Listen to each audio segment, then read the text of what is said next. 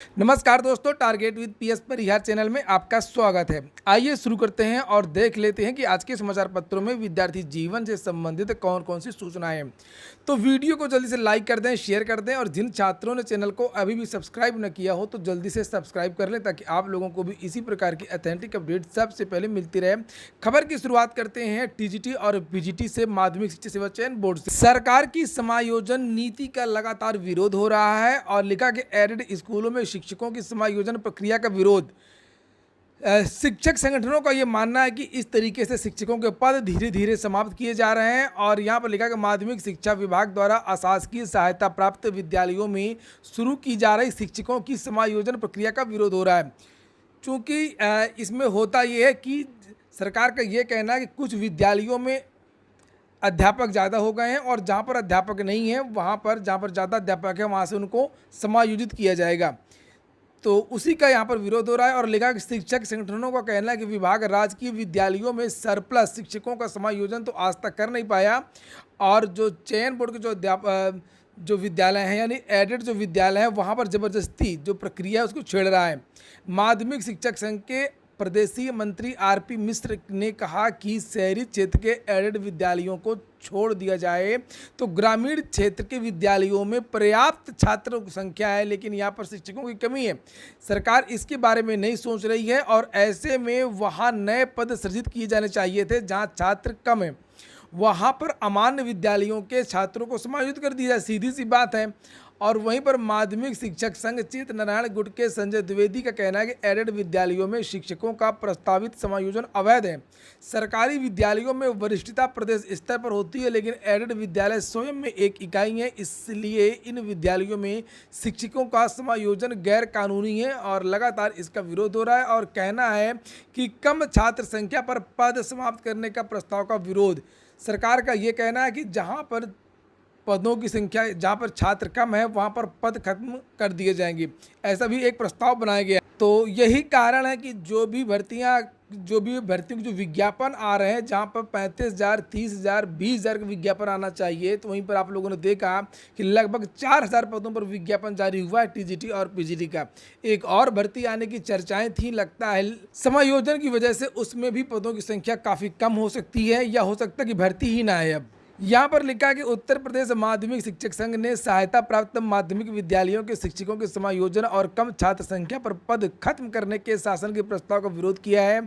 हजरतगंज स्थित national inter college में प्रदेश अध्यक्ष श्रवण कुमार कुशवाहा की अध्यक्षता में हुई बैठक में संघ ने कई प्रस्ताव पारित किए और संरक्षक डॉक्टर हरिप्रकाश यादव ने कहा कि माध्यमिक विद्यालयों के प्रांतीयकरण के बाद ही शिक्षकों का समायोजन किया जाए और अधिक छात्र वाले विद्यालयों में नए पदों के सृजन के साथ कोई भी पद समाप्त न किया जाए।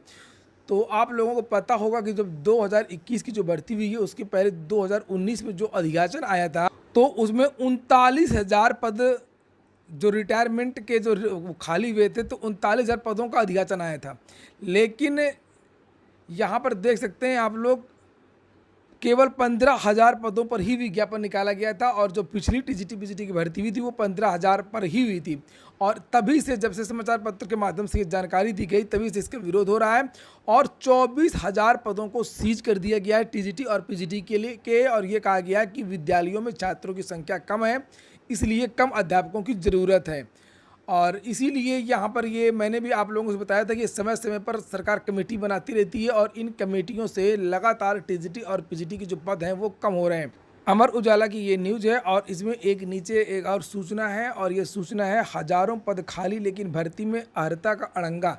मैंने कल ही इसके बारे में वीडियो बनाया था और स्पष्ट किया था कि एलटी का जो विज्ञापन है वो अभी नहीं आएगा, इसमें भी पेंच हैं। सरकारी विभागों में हजारों पद खाली पड़े हैं पर हर जगह भर्ती में अर्हता का अड़ंगा है। एलटी ग्रेड शिक्षक भर्ती, प्रवक्ता भर्ती, एपीएस की जो भर्ती का विज्ञापन कई साल से नहीं आ रहा, लगभग 10 साल हो गए हैं। विद्यार्थी इसके लिए लगातार धरना प्रदर्शन कर रहे हैं। इसमें भी योग्यता का ही मामला जिसकी वजह से ये रुकी हुई है। इसमें कुछ बदलाव भी किया गया नियमावली में। और खंड शिक्षा अधिकारी भर्ती में अर्हता को लेकर के स्थिति स्पष्ट नहीं है। एलटी और बीएड वाला भी इसमें विवाद है, जिसकी वजह से पदों का अधियाचन मिलने के बावजूद भी उत्तर प्रदेश लोक सेवा आयोग विज्ञापन जारी कर नहीं पा रहा। इसमें से एक भर्ती और है, वो यहाँ पर लिखा होना चाहिए आरओ, जिसका अधियाचन कल ही वापस भेजा गया है, लेखा वाला। और यूपीपीएससी को एलटी ग्रेड के 5,418 पदों का अधियाचन मिल चुका है, जिसमें पुरुष वर्ग के 3,341 और महिला वर्ग के 2,077 पद हैं। राजकीय इंटर कॉलेजों में कई महीनों से पद रिक्त पड़े हुए हैं। पद खाली होने के कारण स्कूलों में पढ़ाई प्रभावित हो रही है और एलटी ग्रेड शिक्षक भर्ती के कई विषयों में समकक्ष का अर्थ का विवाद है। आयोग ने माध्यमिक शिक्षा निदेशालय को पत्र भेज करके अर्थ संबंधी निर्देश मांगे हैं।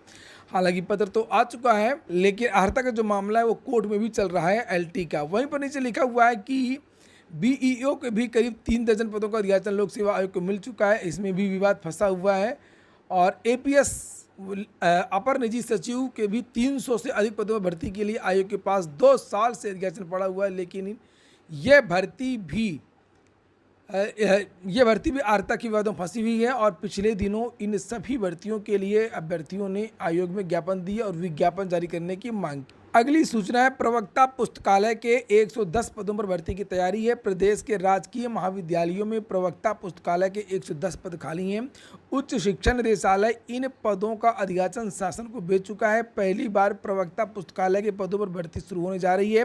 शासन स्तर पर इसके लिए नई नियमावली तैयार की जा रही है। सेवा नियमावली तैयार होने के बाद शासन की ओर से उत्तर प्रदेश लोक सेवा आयोग को अधियाचन भेजा जाएगा और इसके बाद आयोग इन पदों पर भर्ती के लिए विज्ञापन जारी करेगा। प्रवक्ता पुस्तकालय के पद पर चयनित अभ्यर्थी नई शिक्षा नीति के तहत पुस्तकालय एवं सूचना विज्ञान विषय पढ़ाएंगे।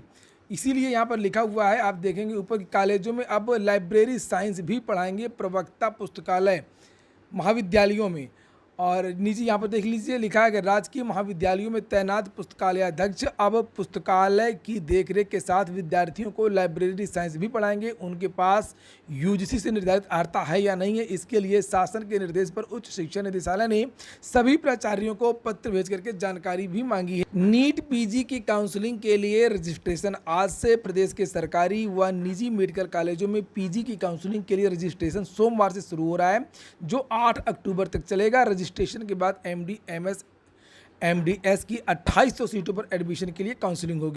तो वहीं पर नर्सिंग की काउंसलिंग 6 तारीख से होगी। प्रदेश में राजकीय व निजी क्षेत्र के नर्सिंग कॉलेजों, संस्थानों और विश्वविद्यालयों में बीएससी नर्सिंग में दाखिले के लिए काउंसलिंग 6 अक्टूबर से शुरू हो जाएगी। सीयूईटी पीजी के नतीजे आज संभव हैं। स्नातकोत्तर पीजी पाठ्यक्रमों में प्रवेश के लिए साझा विश्वविद्यालय प्रवेश परीक्षा के परिणाम सोमवार को आ सकते हैं, यूजीसी के अध्यक्ष जगदीश कुमार ने ट्वीट करके बताया। अमीन के 1944 पदों पर भर्ती का विज्ञापन जारी हुआ है। राजस्व एवं भूमि सुधार विभाग बिहार से नोटिफिकेशन जारी हुआ है। 18 से 37 एज 37 साल अधिकतम बिहार में होती है और बहुत सारी जानकारी यहाँ पर दी गई है। वेबसाइट देख लीजिए, ये वेबसाइट है जहाँ पर जाकर के आप लोगों को आवेदन करना है, dlrs.bihar.gov.in। आईओसीएल में 1535 पद हैं अप्रेंटिस के लिए, इसका नोटिफिकेशन जारी हुआ है। एज 18 से 24 साल। चयन प्रक्रिया वगैरह देख लीजिए, एग्जाम होगा।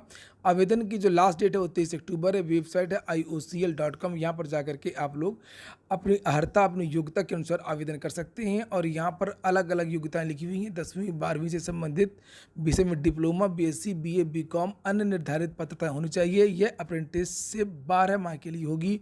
उम्मीदवार आवेदन करने से पहले ऑफिशियल नोटिफिकेशन जरूर देखें। एडेड जूनियर हाई स्कूल भर्ती संशोधन में 23 नंबर बढ़ गए हैं। जगी आज प्रदेश के 3049 सहायता प्राप्त जूनियर हाई स्कूलों में सहायक अध्यापकों के 1504 और प्रधान अध्यापकों के 390 पदों पर भर्ती के लिए संशोधित परिणाम में सैकड़ों युवाओं का करियर डूबने से बचा लिया। यहाँ पर कुछ छात्रों के नाम भी लिखे हुए हैं कि इनके पहले 88 नंबर थे और जो दोबारा रिजल्ट जारी हुआ तो 111 हो गए।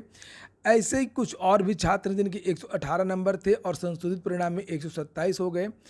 ऐसे एक और छात्र 103 से 122 और अभिषेक 111 से 122। विज्ञान वर्ग के अमन 97 से 109 उनके यहाँ पर नाम बताए गए हैं जिनके बढ़े हैं। और बहुत सारे ऐसे भी छात्र हैं जिनके नाम कम भी हो गए हैं, जिनके नंबर जो हैं कम भी हो गए हैं। और परिणाम भेज दिया गया है शासन को और इसके बाद में फाइनल जीओ जारी होगा। 30 तारीख तक पदों का विवरण भी मंगवाया गया है, एक बार प्रत्येक विषय का अलग अलग, जिसके बारे में मैंने कल आपको बताया। उम्मीद है कि एडेड जूनियर हाई स्कूल भर्ती बहुत जल्दी अब समाप्त होगी। बीएड वर्सेस बीटीसी मामले की बात कर लेते हैं। इलाहाबाद हाई कोर्ट में आज इस केस की सुनवाई होनी है। और जिस तरीके से राजस्थान में बीएड को बाहर किया गया उसी को आधार बना करके उत्तर प्रदेश में भी याचिका प्रतीक मिश्रा की तरफ से डाली गई थी। और ये कहा गया था कि राजस्थान की डबल बेंच सरकार ने, जोधपुर हाई कोर्ट ने इनको बाहर कर दिया है और उत्तर प्रदेश में भी इनको बाहर कर दी जाए। और इसी क्रम में टीईटी की जो मार्कशीट है बीएड की वो रोक दी गई हैं। यहाँ पर देख सकते हैं आप लोग 26 सितंबर ये कोड नंबर 33 सीरियल नंबर 77। आज आशुतोष श्रीवास्तव जो जस्टिस हैं उनकी कोर्ट में सुनवाई होनी है। पिछली सुनवाई 14 सितंबर को हुई थी। पिछली सुनवाई में जो बीएड के छात्र थे उनकी तरफ से ये कहा गया था कि मामला सुप्रीम कोर्ट में चल रहा है, उत्तर प्रदेश में दखल देने की कोई आवश्यकता नहीं, तर्क दिए गए थे। और पिछली सुनवाई में राज्य सरकार से पूछा भी गया था कि जो जोधपुर कि हाईकोर्ट ने जो आदेश दिया था बीएड को बाहर करने के लिए, क्या उससे संबंधित उत्तर प्रदेश में कोई नोटिस जारी की गई है या नहीं जारी की गई है। तो जो भी अपडेट्स होंगी आपको इस चैनल के माध्यम से आज दे दी जाएंगी। आज 6800 शिक्षक भर्ती का भी केस है, चाहे 6800 वाला मामला हो, चाहे वो बीएड वर्सेस बीटीसी वाला मामला हो, जो भी अपडेट्स होंगी आपको इस चैनल के माध्यम से दे दी जाएंगी। तो ठीक है दोस्तों, ये हो गया आज का वीडियो अगर आपको अच्छा लगा हो, कोई काम का हो तो लाइक अवश्य कर दें। पूरा वीडियो सुनने के लिए बहुत बहुत धन्यवाद।